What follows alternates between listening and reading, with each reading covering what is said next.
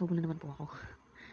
Dahil nag-share post ako ng challenge at ngayon na-achieve na yung hinihingi kong comment. Umabot siya sa 500 comment. Lumampas pa nga. Ayan. So, kailangan po natin gawin. Siyempre, yung mga bangers dyan. So, sa mga bangers dyan, subscribe na kayo. Subscribe na kayo sa aking YouTube channel at mag-like and share.